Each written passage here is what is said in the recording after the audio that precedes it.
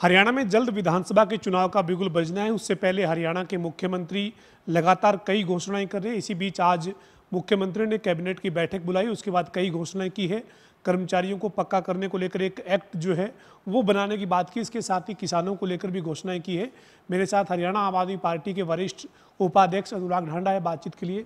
Sir, मुख्यमंत्री लगातार घोषणाएं कर रहे हैं। पिछले दिनों कैबिनेट हुई, 24 फसलें MSP पे खरीदने की बात की गई। आज कैबिनेट हुई है, उसके अंदर ये कहा गया है कि हम जो किसान इस बार बारिश कम के चलते जो लागत बढ़ी है उसके चलते 2,000 रुपये प्रति एकड़ बोनस देंगे और कई घोषणाएं लगातार कर रहे हैं। क्या कहेंगे? हरियाणा के घोषणा मंत्री नायब सिंह जी को अब भारतीय जनता पार्टी की और अपनी हार सामने नजर आ रही है। ये सकपकाहट है उसी की। कुछ भी घोषणा कर रहे हैं, बिना सिर पैर की घोषणा कर रहे हैं। आज कह रहे हैं कि 2,000 रुपये बोनस देंगे किसानों को। बिजली दे दो ना किसानों को, बिजली मुफ्त दे दो किसानों को। जब उनको बारिश नहीं हुई, उनको सबसे ज़्यादा ज़रूरत है, ट्यूबवेल चलाना है, लाइट चाहिए, तब तो रात को 2 बजे लाइट दोगे किसान को। और अब कहते हैं उनको 2,000 रुपये बोनस दे के किसान का ज़मीर खरीदना चाहते हैं 2,000 रुपये में। पिछले 9 साल में बारिश कम नहीं हुई एक भी बार, तब आपको किसान की याद नहीं आई। पिछले साल बाढ़ में 1,35,000 किसानों ने मुआवजे के लिए अप्लाई किया था। 1 लाख से ज़्यादा किसानों को आज तक मुआवजा नहीं मिला। मुख्यमंत्री जी, ये झूठी घोषणाएं, ये जुमले फेंक करके किसानों को लुभाने का प्रयास मत कीजिए। किसानों को याद है कि 750 किसानों की शहादत हुई है। ये कहते हैं अनुराग जी कि आम आदमी पार्टी वाले जो नेता हैं वो हरियाणा में आकर बयान देते हैं। ये तो बताएं पहले कि पंजाब के किसान को आप क्या दे रहे हैं, और क्या ऐसा तो नहीं है कि चुनाव में आपको भी जाना है? आप कई मुद्दों को लेकर चुनाव मैदान में उतरे हुए हैं। जो अब सरकार घोषणाएं कर रही है, सरकार जो अलग अलग वर्ग के लिए जो योजनाएं दे रही है, उससे आपका जो चुनाव प्रचार है जिसको लेकर आप लोगों के बीच जा रहे हैं वो प्रभावित हो रहा हो? आपको डर तो नहीं है? देखिए, घोषणा मंत्री जी को ये बताइए कि हरियाणा में आकर नहीं, हरियाणा में रहकर बयान दे रहे हैं। और मैं आज फिर ऑन रिकॉर्ड कह रहा हूँ कि अगर आप कंपेयर करने का प्रयास कर रहे हैं पंजाब की सरकार के साथ, तो कंपैरिजन कीजिए। पंजाब में किसानों को दिन में बिजली मिलती है, हरियाणा में किसानों को रात में बिजली मिलती है। सारे दफ्तर खुलते हैं दिन में, स्कूल खुलते हैं दिन में, अस्पताल में काम होता है दिन में, सारे व्यापारी काम करते हैं दिन में, और अकेला किसान पिसेगा रात में। ये बर्दाश्त नहीं किया जाना चाहिए। पंजाब में पहले मुख्यमंत्री भगवंत मान जी हुए जिन्होंने कहा दिन में बिजली मिलेगी, किसान को दिन में काम करेगा, किसान भी अब रात को चैन से सोएगा। दूसरा, किसानों की बिजली मुफ्त है पंजाब के अंदर, आप यहाँ किसानों से बिजली का पैसा वसूलते हैं। तीसरा, किसानों को जिस तरीके से किसानों को पानी इस बार वहाँ देने का काम किया और जो किसानों को सुविधाएं देने की काम किया, वो हरियाणा की सरकार कभी नहीं कर पाई अभी तक। तो निश्चित तौर पे जो किसानों के बारे में सोचने वाली सरकार होगी वो उसके लिए काम करेगी। बीजेपी ने आज तक किसानों के बारे में सोचा हो तो बता दो। आप मुझे एक बात बता दो, 750 किसानों की शहादत के लिए निंदा प्रस्ताव पास हुआ है आज तक हरियाणा विधानसभा में? हरियाणा की धरती पे हुई है 750 किसानों की शहादत। तो ये क्या किसानों के लिए काम करेंगे? ये तमाम जिन मुद्दों की आप बात करें, इसके अलावा आज एक और बड़ा फैसला किए सरकार कह रही है, मुख्यमंत्री कह रहे हैं कि 1,20,000 जो कर्मचारी हैं उनको पक्का करने जा रहे हैं। एक पॉलिसी बनाई है, एक एक्ट जो है वो लेकर आ रहे हैं जिसके तहत इन कर्मचारियों को फायदा होगा, जिसमें हरियाणा कौशल रोजगार निगम के तहत लगे कर्मचारी भी शामिल हैं और बाकी जो 50,000 से नीचे के वेतन के जो कर्मचारी हैं वो इसमें शामिल किए जाएंगे। ये भी घोषणा मंत्री जी का एक जुमला है। वो कहते हैं HKRN में जिनको 5 साल हो जाएंगे उनको वो सुनिश्चित कर देंगे। ऐसे पक्का तो आप लोग कह रहे हो, मुख्यमंत्री जी ने कहा सुनिश्चित करेंगे। हाँ, तो सुनिश्चित कर देंगे। तो जो 5 साल HKRN में जब हो जाएंगे, HKRN शुरू हुआ है 2021 में, 3 साल हुए हैं अभी तक। एक भी कर्मचारी अगर पूरे हरियाणा में HKRN का 5 साल काम किया हुआ अगर मुख्यमंत्री जी ढूंढ दें तो मैं उनके साथ चलने को तैयार हूं। पूरे हरियाणा के कोने कोने में ढूंढ के आएंगे।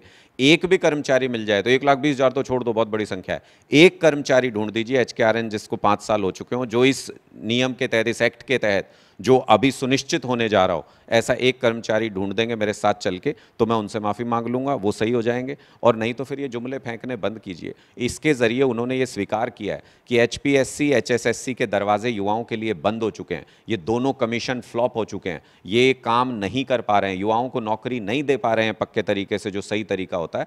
इसलिए ये इस तरीके के जुमले फेंक रहे हैं। 25 लाख युवा बेरोजगार है हरियाणा के अंदर, वो इन जुमलों में आएगा नहीं, वो इस बात का जवाब इनसे मांगेगा कि HPSC और HSSC दिखाने के लिए खोल रखे हैं।